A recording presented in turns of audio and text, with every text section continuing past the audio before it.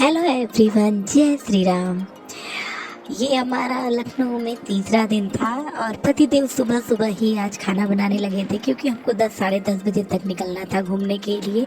यहाँ सिस्टर नाश्ता कर रही है और यहाँ पतिदेव बना रहे हैं सब्जी, क्योंकि सब्जी वो अच्छी बनाते हैं। तो मैंने कहा था कि सब्जी आप बना लीजिए और मैं रोटी बना दूँगी, दाल चावल बना दूँगी। यहाँ सिस्टर को जाना था ड्यूटी क्योंकि उसका टाइम हो गया था, तो वो जल्दी से नहा के आ गई थी, नाश्ता कर रही थी। फिर हम पहुँच गए हैं हनुमंत धाम जो लखनऊ में है, और ये मंदिर अभी नया बना हुआ है। तो मैं जब भी देखती थी नेट पे यूट्यूब पे तो मुझे देख के अच्छा लगता था कि ये कितनी बड़ी है। मैं जब भी लखनऊ जाऊंगी तो यहाँ ज़रूर जाऊंगी। तो यहाँ पे मैं पतिदेव को बोली थी कि हम लोग जाएंगे लखनऊ में तो हनुमंत धाम ज़रूर जाएंगे वहाँ का दर्शन करने के लिए। तो हम लोग सुबह सुबह उठ के जल्दी से खाना पीना बना के नहा के तैयार हो गए थे और अभी हम आ गए हैं। तो यहाँ बाहर ही सबसे पहले गणेश भगवान की मूर्ति रखी हुई थी। यहाँ पे हम लोगों ने गणेश भगवान की मूर्ति पे प्रणाम किया। फिर हम अंदर की तरफ आ रहे थे, तभी पतिदेव ने कहा कि प्रसाद तो लिए नहीं है, प्रसाद लेना भूल गया है। लेकिन यहाँ राजा बेटा थोड़ी सी मस्ती करने लगे थे। फिर यहाँ पे ये हनुमान जी की मूर्ति थी और राजा बेटा यहाँ पे प्रणाम कर रहे हैं भगवान जी को। फूल लेके वो फूल से खेल रहे हैं क्योंकि उनको मस्ती करना ही बस पसंद है। और यहाँ पे ये जो हनुमान जी की मूर्ति थी ये बहुत ही ज़्यादा खूबसूरत मतलब लग रही थी। अब इसका जो चमक था ना उसका मतलब हम बता नहीं सकते वो कितना अच्छा लग रहा था देख के। फिर यहाँ पे हम लोगों ने भगवान जी को प्रणाम किया। फिर थोड़ा सा बैठ के मैं ऐसे ही सारा कैंपस देख रही थी।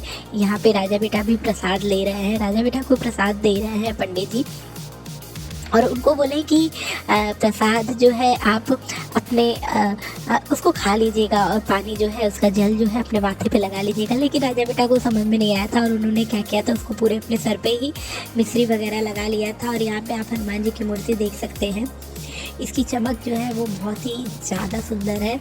और फिर हम थोड़ी देर के लिए बैठ गए थे और यहाँ पे मैं देख रही थी कि ये जो भी काम यहाँ पे हुआ था, जो भी वर्क हुआ था वो बहुत ही प्रोफेशनल तरीके से हुआ था। सब कुछ इतना अच्छा लग रहा था देख के।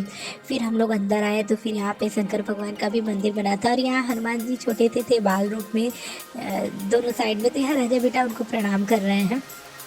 यहाँ नंदी जी को भी राजा बेटा ने प्रणाम किया। फिर उसके बाद में राजा बेटा को दिख गया था पानी का टंकी। वो सोच रहे थे कि बस मैं पानी खेलने लगूं क्योंकि पानी से उनको बहुत ज़्यादा प्यार है। लेकिन वहाँ पे अभी वो उसको छोड़ के फिर सभी देवी देवताओं को प्रणाम कर रहे हैं। ये सब राजा बेटा को बहुत पसंद है, मुझे भी बहुत अच्छा लगता है। फिर यहाँ पे पति जी प्रणाम कर रहे हैं। फिर राजा बेटा ध्यान में आया कि मैं जल तो चढ़ाया नहीं। फिर वो जल चढ़ाने के लिए जिद करने लगे और मुझे लगता है वो 8 से 10 लोटे तक जल चढ़ाया था उन्होंने। और फिर यहाँ पे वो आ गए थे। यहाँ पे सिस्टर्स भी आई थी मेरे साथ में। तो अभी हम लोग फ़ोटो वगैरह क्लिक करा रहे थे और सब कुछ देख रहे थे। फिर पता चला कि नीचे भी है, अभी है घूमने को। मुझे लगा था कि मंदिर बस यहीं तक की सीमित है, लेकिन नहीं, मुझे बाद में मुझे पता चला कि नहीं, नीचे भी है। अभी हमें बहुत घूमना है। मतलब आप अगर आपको मंदिर जाना है तो आप कम से कम 3 से 4 घंटे का टाइम लेके जाएँ और बहुत ही सुकून मिलता है इस मंदिर में। राजा बेटा तो कहीं भी हिलना नहीं चाह रहे थे। फिर हम लोग सीढ़ियों से नीचे आ रहे थे, लेकिन राजा बेटा उसमें भी एग्री नहीं कर रहे थे। वो अपनी मौसी का हाथ पकड़ के और खेल रहे थे क्योंकि मौसी एक मौसी से उनकी बहुत ज़्यादा बन रही थी और एक मौसी से उनका झगड़ा चल रहा था, मतलब जया से। तो 1 मिनट भी उनकी पट नहीं रही थी, बस वो झगड़ा किए जा रहे थे। और महिमा से उनकी इतनी पट रही थी कि वो उसका हाथ भी नहीं छोड़ रहे थे। वो मतलब मुझे छोड़ सकते थे उस वक्त, लेकिन मौसी को नहीं छोड़ सकते थे। और यहाँ पे अंदर आके हमने देखा कि वाह यार, ये कितना खूबसूरत है। मतलब इतने अच्छे तरीके से बनाया गया है ये कि आप देखेंगे तो आपको वहाँ से निकलने का मन नहीं होगा। बस यही लगेगा कि नहीं, अभी बस यहीं बैठते हैं, इसके आगे कहीं नहीं जाना है। और पीछे नदी भी थी, तो नदी की वजह से इसकी खूबसूरती और भी ज़्यादा बढ़ गई थी। वैसे ये खूबसूरत तो था ही, लेकिन नदी की वजह से जो इसकी खूबसूरती थी उसमें 4 चाँद लग गए थे। फिर यहाँ हम लोग बैठ गए थे झूला झूलने के लिए। हर जगह झूला लगा हुआ था, ऐसे बैठ के फ़ोटो वगैरह जिनको क्लिक कराना था वो बैठे थे। और राजा बेटा भी थक गए थे, थोड़ा सा रेस्ट कर रहे थे। लेकिन राजा बेटा का रेस्ट जो होता है वो 2 से 3 मिनट के लिए भी होता है। और यहाँ सिस्टर बोल रही है कि मैं तो एकदम बच्ची सी लग रही हूँ। मैंने कहा हाँ, तुम बहुत ही ज़्यादा पतली हो गई हो इसलिए बच्ची लग रही हो। फिर अभी हम लोग महिमा को फ़ोन कर रहे थे कि वो कहाँ चली गई, वो दिख नहीं रही थी कहीं पे। और यहाँ पे हम लोग झूला झूल रहे थे, लेकिन राजा बेटा का जिद था कि नहीं, मैं नीचे उतर के आप लोग को झूला झुलाऊंगा। किसी तरीके से मैंने उनको फुसला के बैठाया था, लेकिन उनको हल्की हल्की सी धूप लग रही थी तो वो सोने की कोशिश कर रहे थे।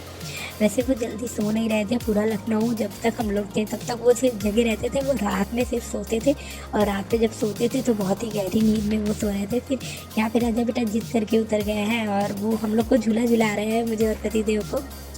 अभी बच्चा मेरा बड़ा हो गया है तो वो सारी चीज़ें अंडरस्टैंड करता है, मतलब हाँ, बदमाशी करता रहता है थोड़ा बहुत, लेकिन जो उसकी अंडरस्टैंडिंग पावर है वो बहुत ही ज़्यादा बढ़ गई है।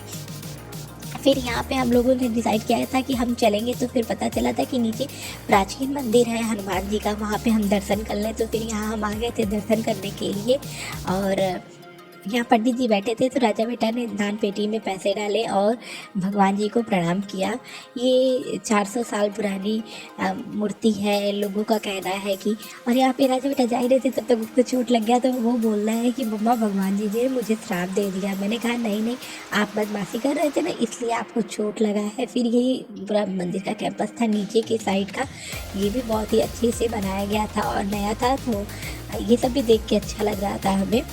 फिर हम लोग निकलने के लिए सोच रहे थे बाहर, लेकिन पता चला कि हम जिधर से निकले फिर वहीं पे आ गए थे कि ऐसे